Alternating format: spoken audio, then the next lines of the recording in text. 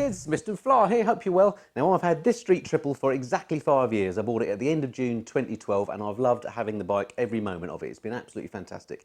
In this short video, what I'm going to do is tell you what I've used the bike for in the last year, what I've done to the bike, and thanks to my meticulous record keeping, exactly how much it's cost me to run the bike this year. So if you're interested in running a street triple, stay tuned.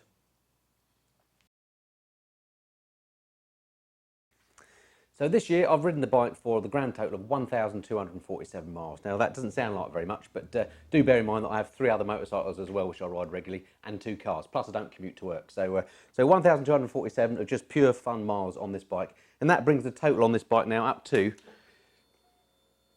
8,254 miles in total. So still for a five-year-old bike, I think that's still pretty reasonable mileage, probably about average, I guess.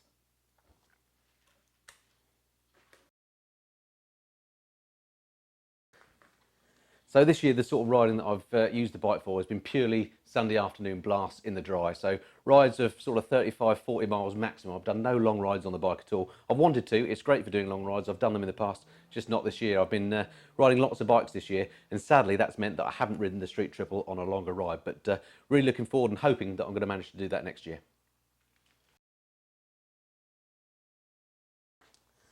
So I've not really modified the bike much at all this year. In fact, there's only been one major change, which has actually transformed the bike. And what I've done is I've swapped out the OEM tyres, which were the brilliant, I thought, Pirelli Rosso Corsas, the Diablo Rosso Corsas, the Red Devil racing tyres, which comes as standard with the bike, or it did when I bought this in 2012.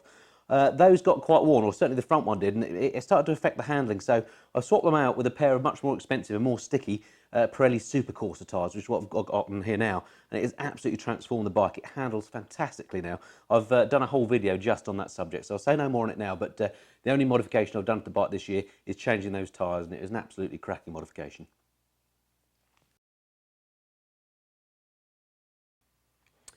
So as you may expect from me, I keep copious notes on what I spend on the bike. So this year's no different. I've got my notes here of what I've spent. So in total this year, I think it's been a relatively cheap year except for the tyres.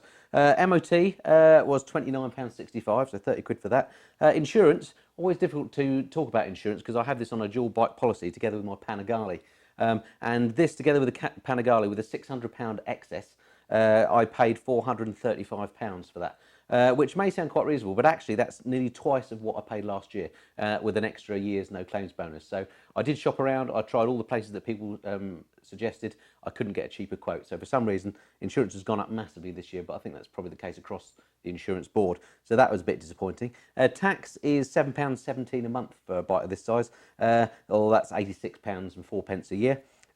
Servicing, haven't spent a penny on servicing yet because it's only just become due now, it being this sort of year anniversary. So next week, in fact, I'm going to do the service myself. It only needs an oil and filter change, so it's something I can do without any problem, and that's going to cost me about 30 quid. So I put 30 quid in the numbers for servicing, and then the tyres themselves were £249.20 for the pair. So quite expensive tyres, and fitting them was 50 quid, so 300 quid for the tyres on top of all that. So you add that lot together, total cost comes to £583.52 pence cost of ownership for the year, or 46.7 pence a mile. So in my mind, I'm thinking 50p a mile to have the bike for a year. And that, of course, excludes fuel costs.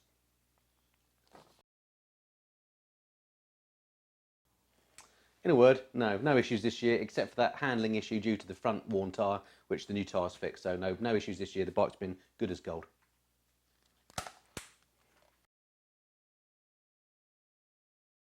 So my overall summary of the bike then after 5 years is that I still absolutely love it. I think the bike is fantastic. It looks great, it sounds great, it's a Triumph, which is a plus point. I just think it's a fantastic, proper motorcycle. It's not laden with electronics. In fact, it's got no electronics, which I like it. Back to basics, fun riding. You know, I'd be lying to say that it wouldn't be better without ABS. I would love it to have ABS, but sadly, back in 2012, they didn't put ABS on the bike. So that's the only thing it's lacking that I'd have electronics-wise. Otherwise, don't miss any of the electronics. I think the fit and finish of the bike has held up really well. I mean, Triumph have upped their game in the last 3 years on fit and finish, but they obviously weren't doing too bad in 2012 either, because if you look at the fasteners here, these are just gleaming and shiny, as good as the day that you know, I first bought the bike. Now I do ACF 50 the bike regularly in the winter, and then it's garage, and you know, when I clean it, I blow dry it. So they shouldn't crow, but it's still looking as good as the day I bought it as far as the fit and finish is concerned. So yeah, really love the bike. Got nothing bad to say about it. It's very much a keeper. I thoroughly expect to be here in a year's time doing a 6-year review. So there we are, that's my 5-year ownership update on the fabulous Triumph Street Triple R. I hope that's been of some interest to you. If you're interested in Street Triples, then do check out my Street Triple playlist. I've got loads of videos in there, not only on this bike, but on the new bikes as well, so check that out. Okay, look forward to speaking to you next time. Till then, this has been the Mr. Fly. Cheerio.